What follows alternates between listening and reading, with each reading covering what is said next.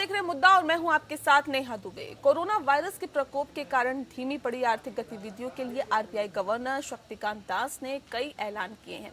केंद्रीय बैंक ने नकदी संकट से निपटने के लिए पैसों का इंतजाम किया है तो रिवर्स रेपो रेट में भी कटौती की है। आरबीआई गवर्नर ने कहा है कि कोरोना संकट के बीच रिजर्व बैंक हालात पर लगातार नजर बनाए हुए हैं और स्थिति के अनुसार ही आगे के फैसले लिए जाएंगे। आरबीआई ने माना है कि कोरोना संकट के कारण अर्थव्यवस्था को खासा नुकसान हुआ है, लेकिन इसके बाद भी केंद्रीय बैंक का मानना है कि देश की इकोनॉमी दूसरे देशों की तुलना में सबसे बेहतर रही है।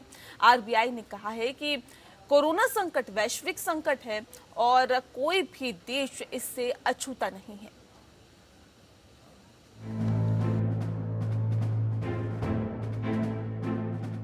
कोरोना वायरस के महासंकट से जूझ रही अर्थव्यवस्था में जान फूंकने के लिए रिजर्व बैंक आगे आया। आरबीआई गवर्नर शक्तिकांत दास की ओर से इकोनॉमी को गति देने के लिए कुछ बड़े और दीर्घकालिक ऐलान किए गए। आरबीआई गवर्नर ने रिजर्व रेपो रेट में कटौती का ऐलान किया है और बाजार में नकदी का संकट न आए इसके लिए 50,000 करोड़ रुपए की अतिरिक्त मदद देने की बात कही है। इसके लिए टीएलटीआरओ का ऐलान किया गया है। अर्थव्यवस्था उबारने को लेकर तैयारियों पर बात करते हुए शक्तिकांत दास ने बताया कि कोरोना संकट के बीच बैंक सभी हालात पर नजर रखे हुए हैं। कोरोना संकट के कारण जीडीपी की रफ्तार घटेगी, लेकिन बाद में ये फिर से तेज रफ्तार से दौड़ेगी। Accordingly, it has been decided to conduct targeted long-term repo operations (TLTRO 2.0) for an aggregate amount of rupees 50,000 crore to begin with. Please mark my words, rupees 50,000 crore to begin with in tranches of appropriate sizes. Reserve bank की ओर से बड़ी राहत देते हुए reserve repo rate में भी 0.25% की कटौती की गई है। इसी के साथ अब ये 3.75% हो गई है। इसके अलावा बैंक की ओर से 25,000 करोड़, सिडबी को 15,000 करोड़ और एनएचबी को 10,000 करोड़ रुपए दिए जाएंगे ताकि नीचे तक मदद पहुंच सके। आरबीआई के अनुसार छोटे और मझोले उद्योगों को धनराशि देने का फैसला किया गया है। साथ ही ग्रामीण अर्थव्यवस्था को आगे बढ़ाने की कोशिश की जा रही है। Rupees 15,000 crore will flow to SIDBI for on-lending and refinancing, and as you know, SIDBI will be lending this money to, by way of providing refinance to scheduled commercial banks as well as to other financial entities, NBFCs, MFIs, etc., who sanction loans to the MSME segment of the economy. Shaktikanta Das ने कहा कि IMF ने इस बात का अनुमान लगाया है कि दुनिया में सबसे बड़ी मंदी आने वाली है, जो कि खतरे की घंटी है। कई देशों में आयात और निर्यात में भारी गिरावट देखने को मिली है। कोरोना संकट की वजह से भारत की जीडीपी 1.9% की रफ्तार से बढ़ेगी। G20 देशों में ये सबसे बेहतर स्थिति है। आरबीआई ने दुनिया में $9 ट्रिलियन का नुकसान होने का अनुमान जताया है। हालांकि ये भी कहा है कि जब कोरोना का दौर चला जाएगा तो भारत की जीडीपी एक बार फिर 7 से अधिक की रफ्तार से बढ़ेगी। Bureau report. वहीं आरबीआई के मुताबिक साल 2020 में वैश्विक कारोबार में 13 से 32% तक की गिरावट का अनुमान है। दुनिया को कोरोना संकट के कारण $9 ट्रिलियन का घाटा होगा, जो कई विकसित देशों की अर्थव्यवस्था के बराबर है। आरबीआई गवर्नर शक्तिकांत दास ने बताया है कि सरकार पूरी दुनिया की अर्थव्यवस्था पर नजर रख रही है। भारत के हालात दूसरे देशों से बेहतर हैं। देश के विदेशी मुद्रा भंडार किसी भी तरह के झटके को झेलने में सक्षम है। तो वहीं ग्रामीण अर्थव्यवस्था को लेकर भी सरकार आशावान बनी हुई है। ग्रामीण अर्थव्यवस्था आगे बढ़ रही है।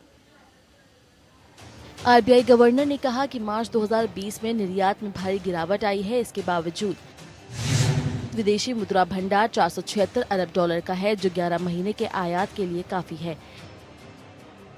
दुनिया में कच्चे तेल के दाम लगातार घट रहे हैं, जिससे फायदा हो सकता है। कोरोना संकट की वजह से भारतीय अर्थव्यवस्था की हालत काफी खराब है। लॉकडाउन की वजह से लगभग सभी तरह के काम धंधे बंद पड़े हैं और हर दिन 35,000 करोड़ का नुकसान हो रहा है। अनुमान के मुताबिक लॉकडाउन के पहले चरण में ही देश की जीडीपी को करीब 8 लाख करोड़ रुपए का नुकसान हो चुका है।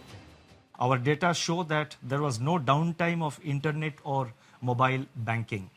On an average, ATM operations stood at 91% of the full capacity. The average availability of business correspondents is over 80%. regional offices of RBI have supplied fresh currency of rupees 1,20,000 crores from March 1 till April 14th to currency chests across the country to meet increased demand for currency in the wake of COVID-19 pandemic. Shaktikanta Das के अनुसार दुनिया भर के केंद्रीय bank अपनी अर्थव्यवस्था को बचाने के लिए सक्रिय है और रिजर्व बैंक भी इस मामले में पीछे नहीं है।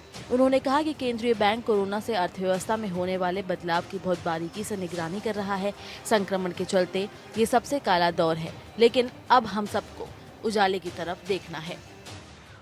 In view of the tightening of financial conditions in the wake of COVID-19 pandemic, these institutions are today facing difficulties in raising resources from the market.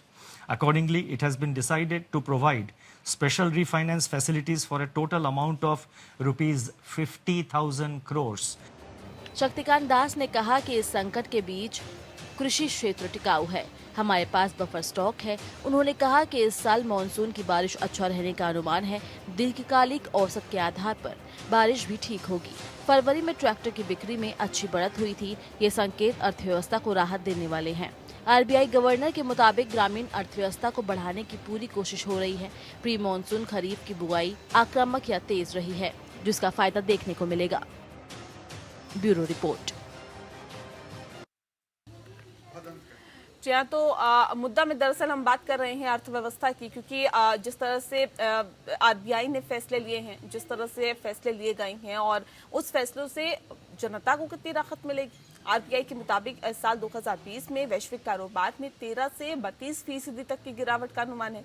दुनिया को कोरोना संकट के कारण $9 ट्रिलियन का घाटा होगा, जो कि किसी विकसित देशों की अर्थव्यवस्था के बराबर होता है। लेकिन ऐसे में आरबीआई गवर्नर शक्तिकांत दास ने बताया है कि सरकार पूरी दुनिया को अर्थव्यवस्था पर नजर रखी हुई है और पूरी दुनिया की अर्थव्यवस्था किस तरह से कार्य कर रही है उस पर पूरी तरह से नजर है। इस पर हम तफसील से चर्चा करेंगे कि आरबीआई ने जिस तरह से फैसला लिया है उससे कितनी राहत आगे मिलने की उम्मीद है। तफसील से चर्चा करने के लिए हमारे साथ खास मेहमान मौजूद है, उनसे आपका तारुफ करा देते हैं। जीपी श्रीवास्तव जी हमारे साथ है, अर्थशास्त्री हैं। श्रीवास्तव जी, बहुत स्वागत है आपका। आकाश जिंदल जी हमारे साथ जुड़ गए हैं, अर्थशास्त्री हैं। आकाश जी, आपका भी बहुत स्वागत है। भदंत महेंद्र जी हमारे साथ जुड़े हैं, विशुक संघ हैं, कुशीनगर से सीधे हमारे साथ जुड़े हैं। भदंत जी, बहुत स्वागत है आपका भी। सबसे पहला सवाल मेरा आकाश जी आपसे है, क्योंकि जिस तरह से आरबीआई ने फैसला लिया है, जो फैसले लिए गए हैं उस फैसलों को आप भारतीय अर्थव्यवस्था के लिहाज से किस तरह से देखते हैं? देखिए, according to me these are clearly right steps in right direction। देखिए, आरबीआई के जुड़े देखा बेस या प्रीमाइस, उनका टारगेट है लिक्विडिटी लाना। उसके लिए क्या क्या प्रोसीजर? सबसे पहले तो रिवर्स रेपो रेट कम किया गया है। रिवर्स रेपो रेट दर्शकों को आम भाषा में समझा दो, इसका मतलब है जिस रेट पे बैंक आरबीआई को पैसा देती है, यानी अब कम होने से बैंकों के पास पैसा ज्यादा हो जाएगा। Second, what they have done is NABARD को, सिडबी को, एनएचबी को करीब बड़ी अमाउंट दी गई है। मेरी ऑर्गेनाइजेशन डॉक्टर पहले से रिक्वेस्ट कर रही थी कि इनको अमाउंट दी जाए। इससे क्या होगा, कृषि क्षेत्र में, ग्रामीण क्षेत्र में, लघु उद्योग में और हाउसिंग के लिए फंड अवेलेबल हो जाए।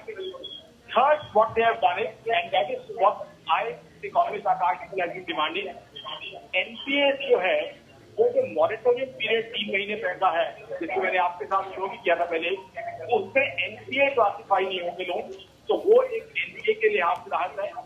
स्टेट्स को डब्ल्यूएमए के तहत लिक्विडिटी दी गई है ताकि स्टेट जो कोरोना को फाइट करनी है उनके पास पैसा रहे। देखिए, बेसिक टारगेट क्या है कि कोरोना को फाइट करने का ये जो टारगेट है, इसमें लिक्विडिटी रहे, which can help agriculture, farmers, small scale industry, housing finance, state and bank, ताकि लिक्विडिटी का संकट ना आए। अब अगर आप ये पूछें कि क्या ये जो एफर्ट है वो सफिशिएंट है, जी मेरे हिसाब से एफर्ट सफिशिएंट नहीं है। सफिशिएंट नहीं है, ठीक है आकाश जी। एक बार रुक करते हैं जीपी श्रीवास्तव जी का। जीपी श्रीवास्तव जी, लिक्विडिटी लाने के लिए फैसला लिया गया है, लेकिन लोगों के पास पैसा आएगा कैसे? उद्योग धंधे तो बंद पड़े हैं। देखिए नेहा जी, पहले तो मैं रिजर्व बैंक को कांग्रेचुलेट करता हूं कि बड़ा टाइमली उन्होंने एक्शन लिया है आज देखिए हमारे 91% एटीएम्स काम कर रहे हैं। पहली बात। दूसरी बात, बैंकों का भी आभार मानना चाहिए कि उन्होंने अपनी ब्रांचेस को खोल कर रखा है। अब अगर हमें लोन लेना है तो सबसे बड़ी चैलेंज तो ये थी कि हमारी लिक्विडिटी होनी चाहिए। आप ये देखिए कि कुछ ही दिनों के अंदर जब ये एक्टिविटी शुरू होंगी, इमीडिएटली लोगों की रिक्वायरमेंट फंड्स के लिए होगी, क्योंकि उनके पास कोई रेवेन्यू तो आया नहीं है। उनको इकोनॉमी की शुरू करने के लिए, एक्टिविटी शुरू करने के लिए पैसे की तुरंत जरूरत पड़ेगी। ये कहाँ से आएगा? मार्केट से तो आ नहीं सकता है, ये तो आपको बैंक से ही हेल्पिंग हैंड मिल सकता है। और मुझे पूरी उम्मीद है कि जो रिड्यूस रिपो रेट किया है, रिवर्स रिपो रेट 25 पॉइंट का, इससे लिक्विडिटी बढ़ जाएगी। और अगर मार्केट में मनी सप्लाई बढ़ती है, लिक्विडिटी बढ़ती है बैंक में, तो इमीडिएटली इसका फायदा एमएसएमई को खास तौर से होगा। दूसरा जो है, जो हमारे किसान हैं, अब देखिए उनकी फसलें तैयार हो चुकी हैं। अब वो मंडी में फसलों की खरीदारी शुरू हो चुकी है, उनको भी तो पैसा चाहिए। तो साथ ही साथ देखिए जो रिजर्व बैंक ने एक और डिसीजन लिया है कि उन्होंने इस कोविड के दौरान जो स्टेट गवर्नमेंट खर्च कर रही है जी, उसके साथ साथ किसानों को पैसा भी तो दिया जाना है ताकि वो अगली फसल की बुआई कर सके। ये पैसे कहाँ से आएंगे जब तक बैंक को लिक्विडिटी नहीं होगी? तो ये तो बहुत ही प्रभावी असर है कि हम सराहना करते हैं। और ये हमें एक रे ऑफ होप देती है कि आने वाले समय में हम इस स्थिति से निपट सकेंगे। बिल्कुल बिल्कुल, निपटने की कोशिश लगातार की जा रही है कि कम से कम इस जो आर्थिक दौर है, जो आर्थिक मंदी का दौर है, इससे निपटा जा सके। लेकिन भदंत महेंद्र जी, आपसे सवाल मेरा इस बात को लेकर है कि पर्यटन जो कि एक बहुत अहम विषय रहता है अर्थव्यवस्था को अच्छा करने के लिए, बेहतर करने के लिए, क्या लगता है कि पर्यटन के क्षेत्र में भी कहीं ना कहीं कुछ सुधार की गुंजाइश आपको अभी लग रही है, या कब तक लग रही है? भगवान बुद्ध का महापरिनिर्वाण स्थली है और यहाँ पर्यटक जो है पूरे दुनिया से लोग आते हैं। अभी जो है कोरोना वायरस जो है जब से चाइना में हुआ और उसका जो है प्रचार प्रसार पूरे दुनिया में फैल गया, तो कुशीनगर में जो है पर्यटक जो है जनवरी के महीने से ही आना जो है कम कर दिए। और कुशीनगर में जो भगवान बुद्ध का महापरिनिर्वाण स्थली है, जहाँ लोग पूजा करने आते हैं, वहाँ जो है सेंट्रल गवर्नमेंट ने, पुरातत्व विभाग ने जो है महापरिनिर्वाण मंदिर को और जो भी बौद्ध तीर्थ स्थल है, जो पुराने जो है स्मारक है, उसको जो है 17-18 जो है मार्च से ही जो है उसको जो है मार्च से बंद कर दिया।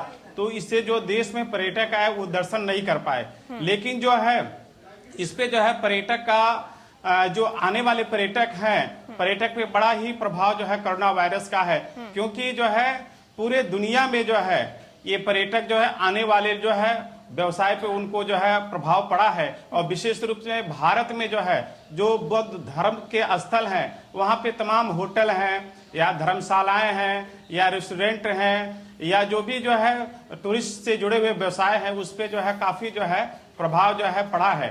और जब तक जो है ये लॉकडाउन जो है रहेगा पूरा दुनिया में, तो आने जाने पे जो है प्रतिबंध लगा रहेगा और इससे जो है पर्यटक को जो है काफी जो है प्रभाव पड़ेगा। इससे जो है आर्थिक मंदी जो है रहेगा।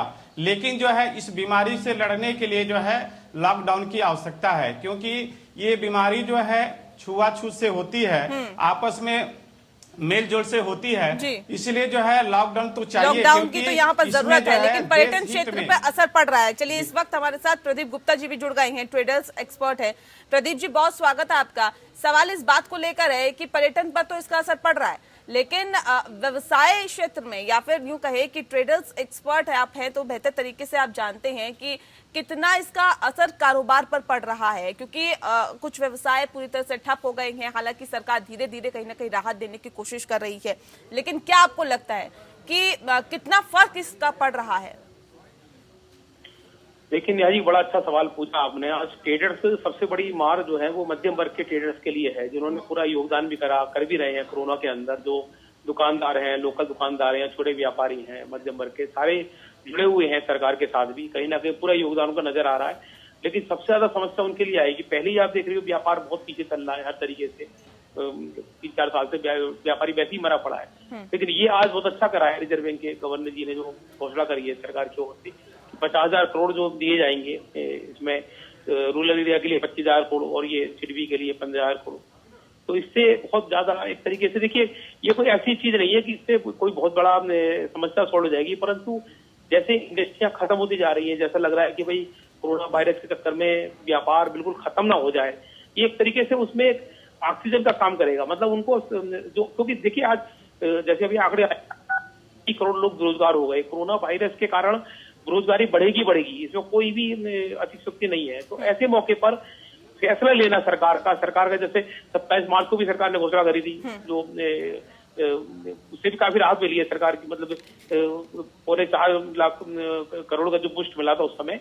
तो मेरा मानना सरकार कहीं ना कहीं ध्यान दे रही है छोटे व्यापारी की ओर से, जितने साधन है। परंतु एक बात चलिए, कारोबार पर भी इसका असर पड़ रहा है। आकाश जिंदल जी, सवाल इस बात को भी लेकर है कि पर्यटन क्षेत्र पर इसका असर पड़ रहा है, कारोबार पर इसका असर पड़ रहा है। एक तरफ कोरोना से निपटने की चुनौती, दूसरी तरफ अर्थव्यवस्था को बेहतर करने की चुनौती।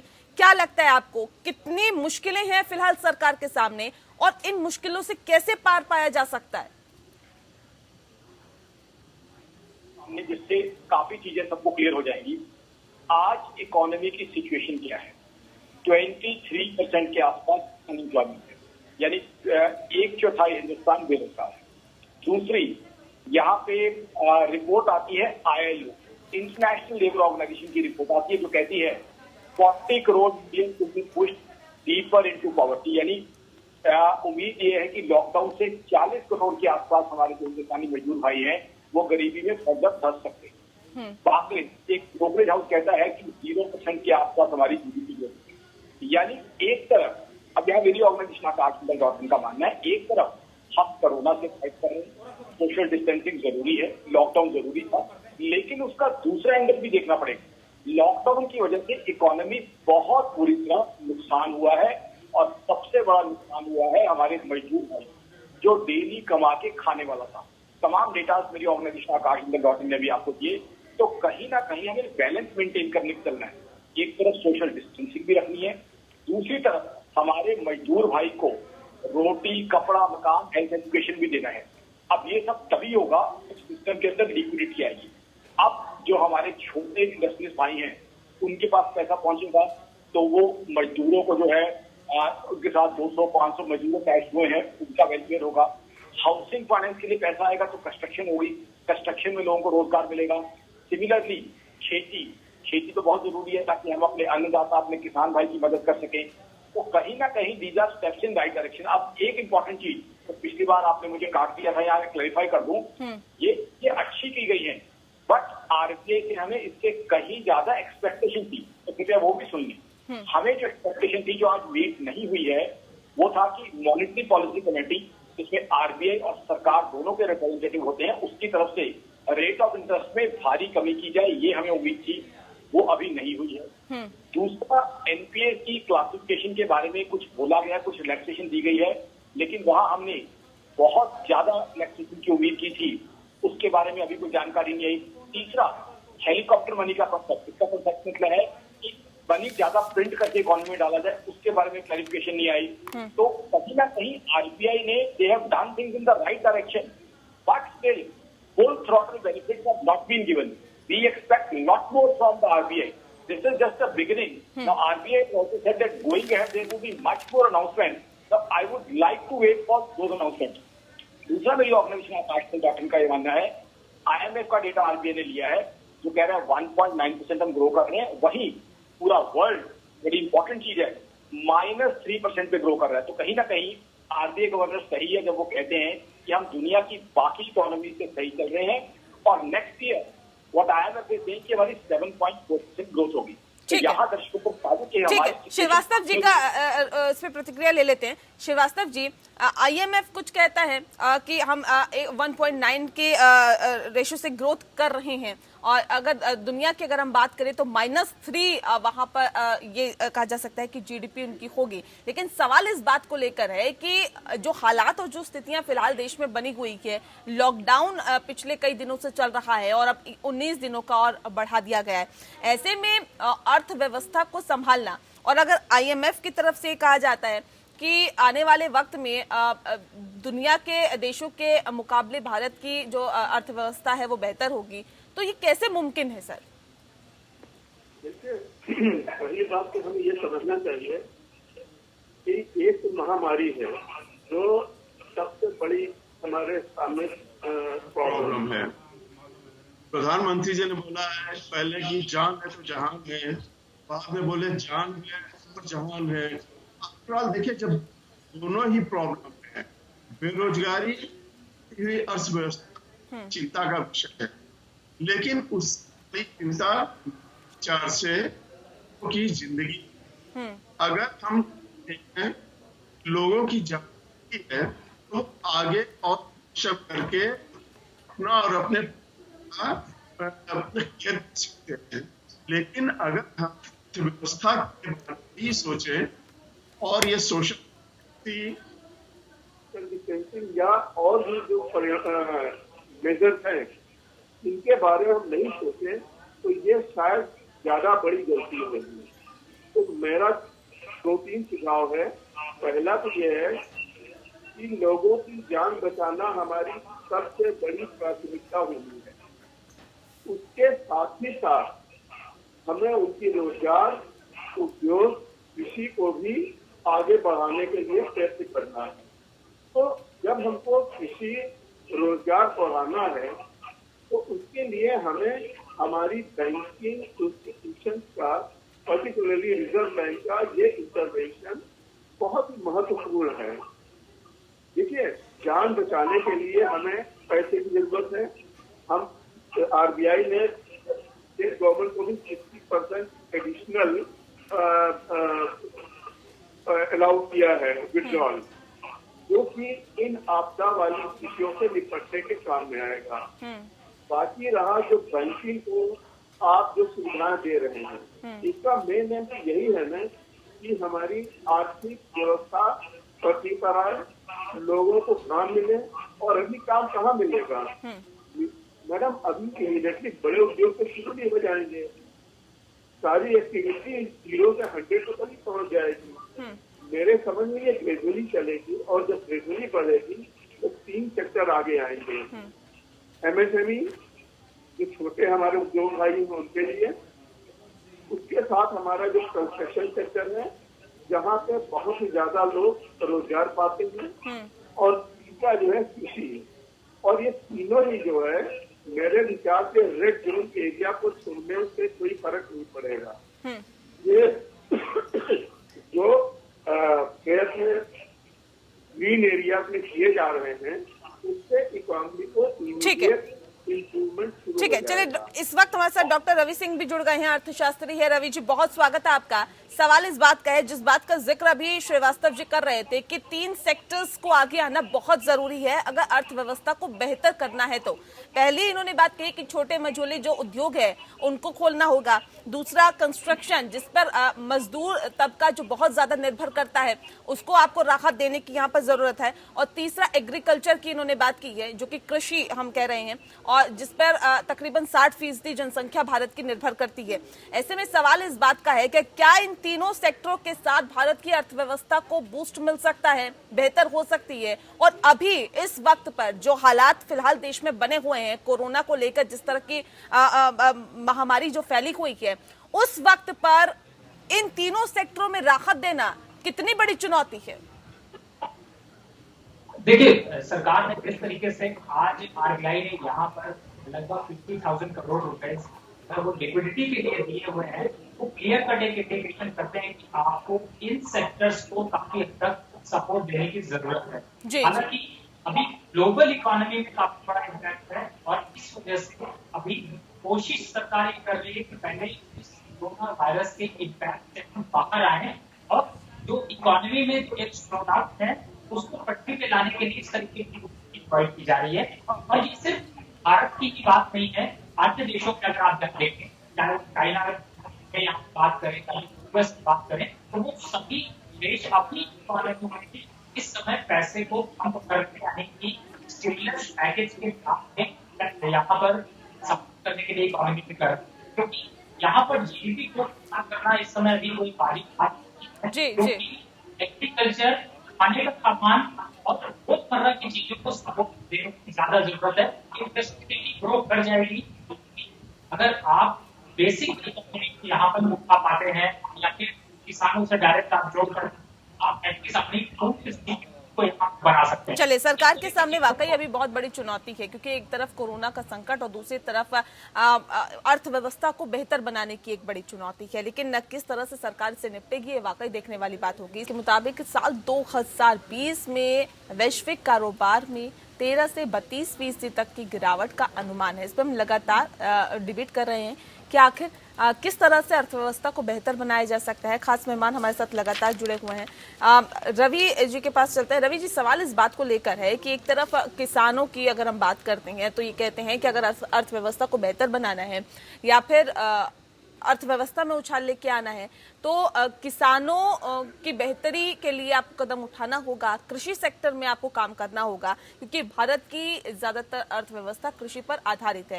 लेकिन ऐसे में सवाल इस बात को लेकर है कि जब किसानों को कुछ कुछ चीजों की जरूरत है, जैसे कोल्ड स्टोरेज नहीं है, उसकी जरूरत है कि किसानों की अगर जो फसलें हैं वो कोल्ड स्टोरेज तक पहुंचे ताकि ज्यादा से ज्यादा वक्त तक वो रह सके, उसके बाद बाकी मार्केट में वो सामान आ सके। ऐसे में दिक्कत इस बात की है कि सरकार आखिर कहाँ पैसा लगाए। सरकार के पास भी एक लिमिटेड धनराशि है, उसे हेल्थ सेक्टर में लगाए या फिर किसानों के लिए लगाए या फिर अर्थव्यवस्था को बेहतर करने के लिए तमाम और जगह पे लगाए। ये कहीं ना कहीं नहीं लगता है कि सरकार के सामने एक बड़ी चुनौती है? देखिए, इस समय तो चुनौतियों का दौर इसमें देखने को मिलता है और सरकार के लिए बहुत का समय है, क्योंकि अगर आप फूड की नहीं करते हैं तो आगे आने वाले समय ऐसे हालात बने रहते हैं या ऐसा कोई वायरस जो और ज्यादा दिखता है, आपको इकोनॉमी में सबसे बड़ा इम्पैक्ट पड़ेगा। जैसे कि जीडीपी में या फिर अगर कोई इकोनॉमी देखें तो कृषि का 70% से ज्यादा इस्तेमाल है। और अगर इस समय अगर पिछले हाल का रिकॉर्ड देखें तो हमारे यहाँ पे काफी सप्लाई बढ़ी है, कृषि उत्पादन बढ़ा है। तो जैसे अभी जो हालात हैं कृषि में हमें सपोर्ट देने की ज्यादा जरूरत है। आगे आने वाले समय में जिस तरीके से नाबार्ड और लोकल संस्थान, क्योंकि आगे आने वाले गेहूं की पैदावार इस समय फसल जो है वो है और उसका स्टोरेज करना बहुत ज्यादा जरूरी है। साल में लगभग 90 मिलियन टन से ज्यादा की पैदावार हमारे यहाँ होती है। तो ऐसे में गवर्नमेंट को प्रायोरिटी तो यहाँ पर कृषि को देनी पड़ेगी, उसकी प्रायोरिटी यहाँ पर मेडिकल को लेकर के देना पड़ेगा और तीसरा इंडस्ट्री को सपोर्ट देना पड़ेगा। इंडस्ट्री तभी चलेगी। बिल्कुल, यहाँ पर सपोर्ट देने की जरूरत है। लेकिन महेंद्र जी, सवाल इस बात को लेकर भी है क्योंकि पर्यटन के क्षेत्र में हम देखें, क्योंकि एक तरफ हम देख रहे हैं बेरोजगारी बढ़ रही है, दूसरी तरफ पर्यटन के क्षेत्र की अगर हम बात करें तो क्योंकि उड़ानें पूरी तरह से बंद कर दी गई है, पाबंदी है, अंतर्राष्ट्रीय उड़ानों पर पाबंदी है, घरेलू जो विमान है उन पर भी पाबंदी है, उड़ानें नहीं उड़ पा रही है। तो ऐसे में सवाल इस बात को भी लेकर है कि लोगों का आना जाना कम हो गया है, ना के बराबर है क्योंकि लॉकडाउन है। ऐसे में सवाल इस बात को लेकर है, क्या आपको लगता है कि आने वाले वक्त में भी अभी इस तरह का संकट झेलना पड़ सकता है? पर्यटन क्षेत्र में अभी और ज्यादा नुकसान की आशंका है? जी, अभी इसका तो कोई अनुमान जो है हम लोग नहीं लगा सकते हैं पर्यटक क्षेत्र में, क्योंकि जो है अभी अंतर्राष्ट्रीय फ्लाइट या अंतर्राष्ट्रीय लोग पर्यटक जो है कैसे आएंगे देश में, और जब पर्यटक नहीं आएंगे तो जो भी होटल व्यवसाय है या जो भी रेस्टोरेंट है या जो भी वाहन है, एक जो है बड़े तबके के लोग या मध्यम लोग या गरीब लोग जो है पर्यटक से जुड़े हुए होते हैं। तो इनकी सबकी जो है आर्थिक स्थिति जो है डमाडोल हो रही है। दूसरी बात है कि विदेशी पर्यटक से जो है लाभ तो होता ही है, लेकिन जो है भारतीय पर्यटक जो है, जिसे अन्य स्टेट के जो है जो भी धार्मिक लोग हैं जो है धार्मिक तीर्थ स्थल पे दर्शन करने आते हैं, इससे भी जो है पर्यटक का जो है बढ़ावा होता है।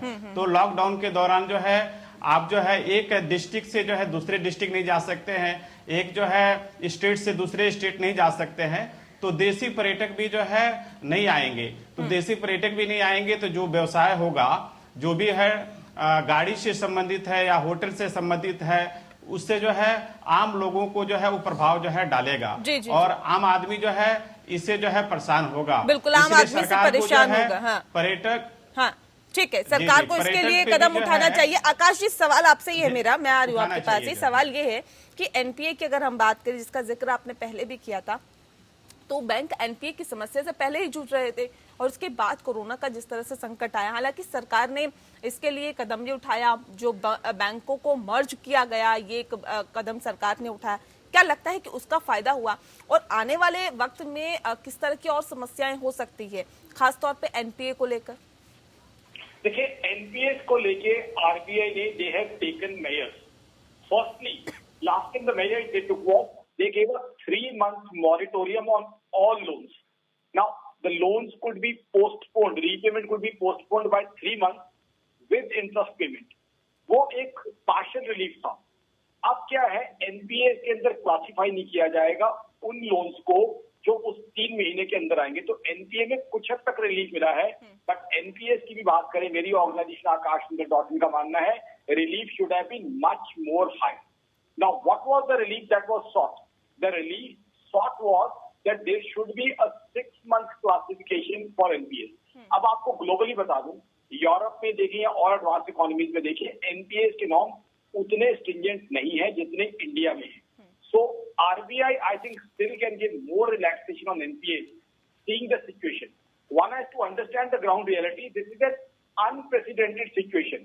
अभी इकोनॉमीज ने, मार्केट्स ने पहले फाइनेंशियल स्कैम्स देखे हैं, एक्ट्स ऑफ टेररिज्म देखे हैं, बट इस तरह का पेंडेमिक किसी ने भी ना एंटिसिपेट किया था, ना हम में से किसी ने अपनी लाइफ टाइम में देखा है। तो ऐसे में the relief measure should have been much bigger. Relief measure they are right in the right direction. तो अभी भी मेरी ऑर्गेनाइजेशन आकाश.in की रिक्वेस्ट है आरबीआई से, the broader classification of NPAs should be extended to 6 months। दूसरी यहाँ पे बात ये आ जाती है प्रिंटिंग ऑफ मोर करेंसी, जिसे हेलीकॉप्टर मनी का कॉन्सेप्ट कहा जाता है, that also should be done. यहाँ मैं ये भी कहना चाहूंगा, अगर डेफिसिट हमारा बढ़ता है आज के सर्कमस्टांसिस में तो बढ़ने दीजिए। एफआरबीएम गाइडलाइंस अगर कुछ देर के लिए इग्नोर होती है वो भी कीजिए, बट आज की तारीख में देश का टारगेट होना चाहिए आम आदमी को, मेरे किसान भाई, मजदूर भाई को उसके भोजन के लिए, उसकी डेली रिक्वायरमेंट के लिए पैसा देना। तो आई थिंक अभी जो है कुछ समय के लिए डेफिसिट को हम इग्नोर करें, एफआरबीएम गाइडलाइंस को इग्नोर करें, एनपीएस को और ज्यादा रिलैक्स करें, लिक्विडिटी और ज्यादा डालें। अभी हमने सिडबी को, नाबार्ड को, एनएचबी को पैसा दिया, लेकिन फर्दर रिलैक्सेशन करें कि वो पैसा आम आदमी तक कैसे पहुंचेगा। वहां लोन के प्रोविजन को जो है लिबरलाइज करें।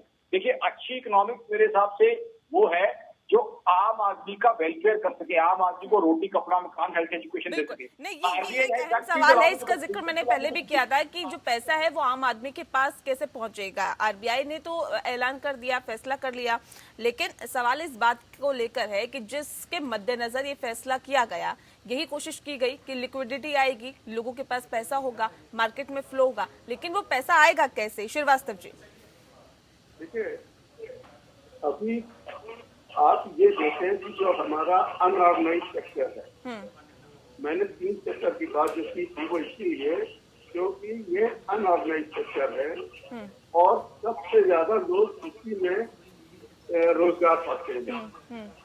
रोजगार लोगों को मिलेगा तो इकोनॉमिक एक्टिविटी बढ़ेगी, इकोनॉमिक एक्टिविटी बढ़ेगी और रोजगार अभी फिलहाल जो स्थिति है सर, रोजगार तो लोगों का जा रहा है, रोजगार मिलने की तो अभी कहाँ संभावना है? क्या आपको लगता है कि रोजगार मिलने की संभावना है? देखिए, आप ये देखिए कि अगर खेती को ले लीजिए या कंस्ट्रक्शन को ले लीजिए या एमएसएमई सेक्टर को ले लीजिए, इसको पैसे आप देखिए, अगर आपको भेजना है तो आप उनके डायरेक्ट अकाउंट में ही भेज सकते हैं। वो पैसा लेने के लिए आप डायरेक्ट अकाउंट में ही आपको मिल सकता है। पैसे की डिलीवरी इतना बड़ा इशू नहीं है, इशू है पैसे की अवेलेबिलिटी। और आज जो हम बात कर रहे हैं वो शॉर्ट टर्म मेजर्स की बात कर रहे हैं, क्योंकि अभी हम कोरोना क्राइसिस के बैकग्राउंड में सारी इकोनॉमी की बात कर रहे हैं। लॉन्ग टर्म की इकोनॉमिक थ्योरी और इकोनॉमिक टूल्स बिल्कुल अलग होते हैं। अगर आज हम इंफ्रास्ट्रक्चर और कोल्ड स्टोरेज की बात करें तो ये इमीडिएट नहीं माना जाएगा। अभी तक हमें यह है कि जो टोटल एक्टिविटी 0 पे लगभग आ चुकी है, उसको हम ग्रेजुअली किस तरह बढ़ाएं, और इसको बढ़ाने का मेरे विचार में और कोई तरीका नहीं है। और आज चूंकि हर व्यापारी, हर छोटा कार्य करने वाला मजदूर, इवन शिक्षा भी अकाउंट है। आप देखिए जितनी भी रिलीफ है, फंड, ठीक है, ठीक है, वो सारी थ्रू बैंक डायरेक्ट। ठीक है, आकाश जी कुछ कहना चाह रहे हैं? बहुत जल्दी से अपनी बात रखिए, प्रदीप गुप्ता जी के पास जाना है मुझे। ये मेरा यहाँ पे कहना था कि जो मेरा चीज थी वो इससे अलग थी। मैं ये कह रहा था कि लिक्विडिटी सिस्टम में डाली गई है, पैसा नाबार्ड के पास पहुंच जाएगा, सिडबी के पास पहुंच जाएगा, एनएचबी के पास पहुंच जाएगा। मेरा यहाँ बात करने का पर्पज ये था कि उसके बाद वो पैसा आम आदमी तक कैसे पहुंचेगा, वो लोन के प्रोसीजर्स हैं उनको रिलैक्स किया जाए, वहां जो लेंडिंग नॉर्म्स है उसको ईज किया जाए, लिक्विडिटी ऑर्गेनाइजेशन तक तो पहुंच जाएगी। लिक्विडिटी का फायदा हमें तब है जब वो आम आदमी की जेब में पहुंचे। ठीक है, ठीक है प्रदीप गुप्ता जी, आम आदमी की जेब में पैसा कैसे पहुंचेगा, ये एक बहुत बड़ी चुनौती है सरकार के सामने, और इसके लिए क्या कुछ लगता है आपको कदम उठाने चाहिए?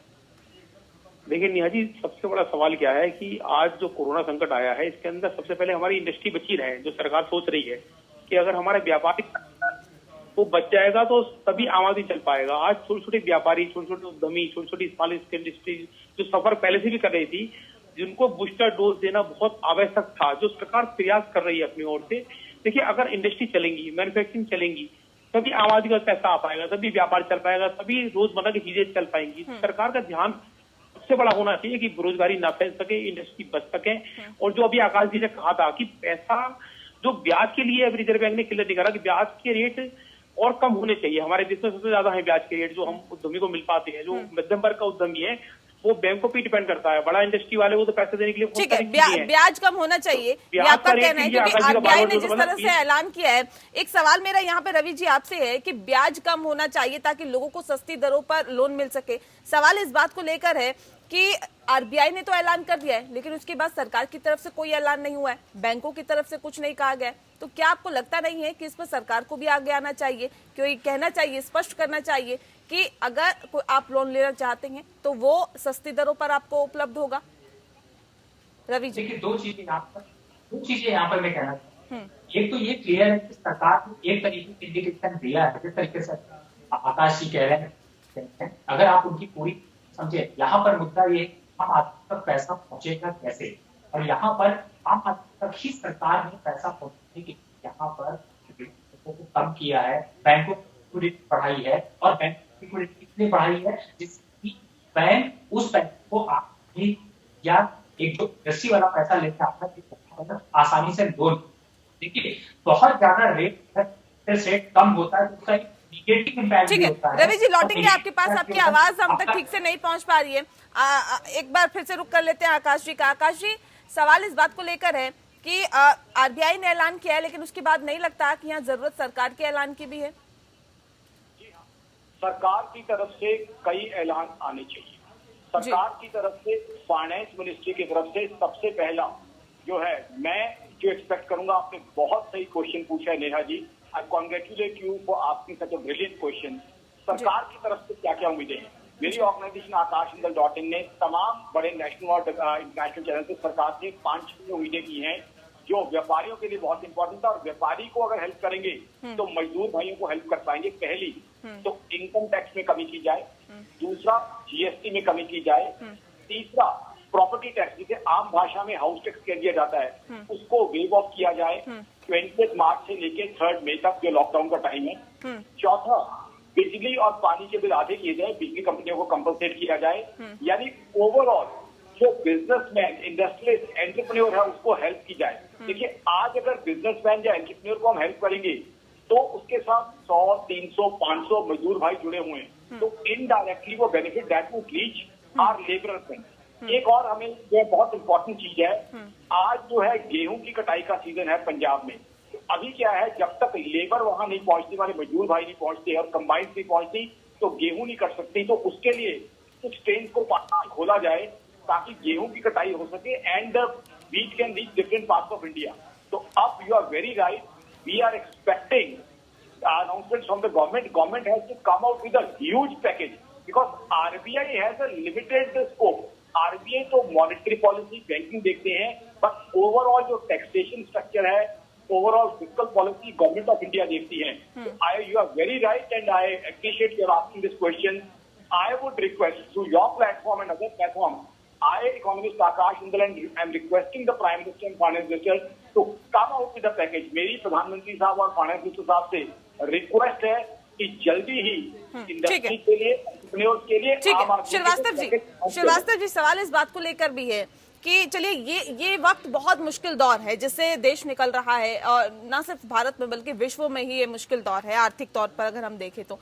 सवाल इस बात को लेकर है कि शिक्षा के क्षेत्र की अगर हम बात करें, क्योंकि पिछले तकरीबन 21 दिनों का पहले लॉकडाउन चला, उससे पहले से ही कई राज्यों ने लॉकडाउन कर दिया था, तो शिक्षा व्यवस्था उसी वक्त से कहीं ना कहीं पटरी से उतरती हुई दिखाई दी। सवाल इस बात को लेकर है कि शिक्षा का कितना जो हालात फिलहाल बने हुए हैं उसका कितना असर अर्थव्यवस्था पर पड़ते हुए आप देख रहे हैं और कितना पड़ता है? शिक्षा का लॉन्ग टर्म पे तो बहुत ही एडवर्स इम्पैक्ट पड़ेगा, उसमें कोई शक नहीं है, लेकिन इमीडिएट इम्पैक्ट ये इकोनॉमिक एक्टिविटी के ऊपर थोड़ा बहुत ही सीरियस नहीं होगा, ये मेरा सोचना है। दूसरी बात यह है कि देखिए इसके कई अल्टरनेट वेज आउट हैं। आप देखें, आप टेक्नोलॉजी से शुरू हो चुकी है कि आप इलेक्ट्रॉनिक मीडिया से या डिजिटल एजुकेशन, डिस्टेंस एजुकेशन, ये चीजें शुरू की जा सकती हैं, और कई विभागों ने, हमारी इवन एजुकेशन एचआरडी मिनिस्ट्री ने इसको शुरू किया है। मैं अभी कई लोगों से विदेशों में चर्चा कर रहा था, वहां पे उन्होंने ऑनलाइन एजुकेशन रेगुलर बेसिस पे शुरू कर दिया है। अनफॉर्चुनेटली हमारी कंट्री में आज भी इसकी ज्यादा मूलभूत सुविधाएं नहीं है, लेकिन ऐसा असंभव है कि मैं नहीं मानता हूँ। इसके बारे में अभी मैं 2-4 दिन पहले देख रहा था कि तकरीबन 5-6 लाख बच्चों को जोड़ा गया है, और इस तरह से अगर आप ऑनलाइन एजुकेशन शुरू कर सके तो इसमें कुछ राहत मिल सकती है। लेकिन बच्चों का खाली बिना किसी पर्पज के, प्रोडक्टिव पर्पज के घर पर बैठना बिल्कुल उचित नहीं है, और मैं इस बात से पूरी तरह सहमत हूँ कि इसके बारे में कोई न कोई ऑन पीआरटी वे आउट होना चाहिए। ठीक है, उनको स्कूल भेजना तो संभव नहीं है, क्योंकि डिस्ट्रिक्ट को आप उनसे दूरियां नहीं रख सकेंगे, बच्चे हैं जी, वहाँ पे सीरियस प्रॉब्लम हो सकती है। ठीक। लेकिन इनको दूसरे मेजर से एजुकेशन कैसे इम्पार्ट की जा सके, ये हमें देखना है। ठीक है, भदंत महेंद्र जी, सवाल ये भी है क्योंकि पर्यटन क्षेत्र से कई लोग जुड़े होते हैं, हजारों की तादाद में, लाखों की तादाद में लोग जुड़े रहते हैं जिनकी रोजी रोटी चलती है। आप कुशीनगर से हैं, जहां जो बौद्ध की नगरी मानी जाती है। सवाल इस बात को लेकर है कि उस क्षेत्र में भी बहुत लोग ऐसे होंगे जिनकी जो रोजी रोटी है वो पर्यटन पर ही आधारित होगी, तो ऐसे में उनके लिए किस तरह की व्यवस्था की जानी चाहिए? क्या लगता है कि इसका कितना असर कहीं ना कहीं अर्थव्यवस्था पर पड़ता है? क्योंकि लोग बेरोजगार हो रहे हैं, लोगों के पास रोजगार नहीं है, रोजी रोटी का संकट उनके सामने खड़ा हो गया है। क्या नहीं लगता कि इसका भी असर कहीं ना कहीं अर्थव्यवस्था पर पड़ता है, लोगों के जीवन पर पड़ता है? अब 2 जून की रोटी कमाने के लिए लोगों को बाहर नहीं जाना पड़ रहा है, ना उनको पैसा मिल पा रहा है, ना उनको खाना मिल पा रहा है। कैसे अपना परिवार पाले, कैसे परिवार का पेट पाले, ये बहुत मुश्किल है। जी जी जी जी देखिए, पर्यटक से जो है एक जो है बड़े और छोटे दोनों लोगों को लाभ होता है। जैसे पर्यटक जब आते हैं तो होटल में रुकते हैं होटल में रुकते हैं तो उनको खाना पीना, सफाई दफाई, गाड़ी, सब कुछ चाहिए जो है। तो इससे जो है एक छोटा आदमी और बड़ा आदमी, हर आदमी जो है जुड़ा रहता है। मंदिर में दर्शन करने आते हैं तो अगल बगल में जो है छोटे दुकानदार हैं, बड़े दुकानदार हैं, उनसे जो है उनका व्यवसाय चलता है। कोई ठेला चलाने वाला है, कोई फूल बेचने वाला है, कोई जो है मूंगफली बेचने वाला है। हर व्यक्ति को जो है पर्यटन से जो है जुड़ा रहता है। लेकिन अभी जो है पर्यटक नहीं आते हैं, तो जैसे जो गरीब तबके के लोग हैं, जो गरीब लोग जो है अपना जो है माला है, मूर्ति है या ठेला है चला के जो है अपना जीवन चलाते हैं, आज उनका जीवन जो है एकदम जो है रुक गया है। उनके जो है लिए जो है कोई भी जो है चीज नहीं हो पा रहा है, वो तो और परेशान है। इसलिए जैसे अभी कुशीनगरी है या जो भारत के अन्य जो है पर्यटक स्थल है, तीर्थ स्थल है, वहां पे देशी विदेशी हर पर्यटक लोग आते हैं, देशी लोग ही आते हैं। तो वहां से जो है गरीब अमीर हर आदमी को जो है लाभ होता है, और लाभ होता है तो उनका जीवन जो है सुखी होता है। तो इस पे जो है अर्थव्यवस्था पे जो है इसका बड़ा ही प्रभाव जो है पड़ रहा है।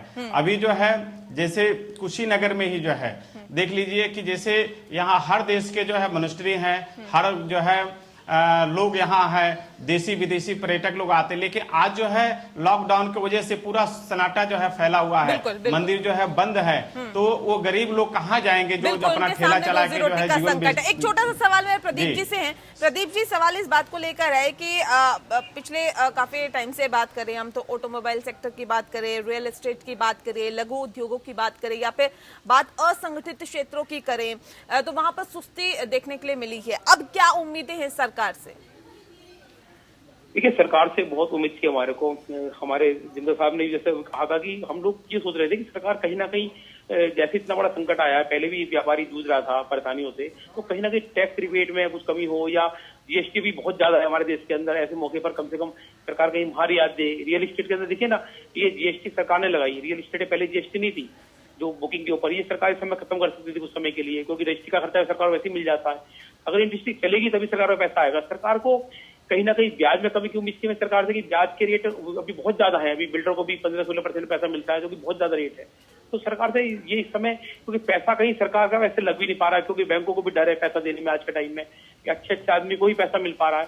तो कहीं ना कहीं सरकार की स्कीमें ऐसी होनी चाहिए थी कि जैसे अभी हम सोच रहे थे कि बिजली वगैरह के रेट, जैसे किसानों को सब्सिडी मिलती है खेतों के अंदर, ऐसी उद्यमियों को भी, इसके इंडस्ट्री वालों को आपने पैसे का फ्लो खोला, पहले भी आपने मार्च को घोषणा करी, तब भी आपने फ्लो खोला पैसे का, रेपो रेट कम करे, बहुत अच्छा है। लेकिन कहीं ना कहीं अगर आप इसमें ब्याज के रेट में कम करो, थोड़ा लोगों में थोड़ा सा कहीं लोड कम रहे, हर तरीके से इंडस्ट्री लोगों में लोड कम रहे, लोग अपना जीवन यापन कर सके, लोगों के पास अगर पैसा ना हो तो वो अपना छोटा मोटा उद्योग लगा सके, कम से कम इतना सरकार की तरफ से मदद की जानी चाहिए। बहरहाल बहुत शुक्रिया आप सभी मेहमानों का हमारे साथ इस खास चर्चा में शामिल होने के लिए।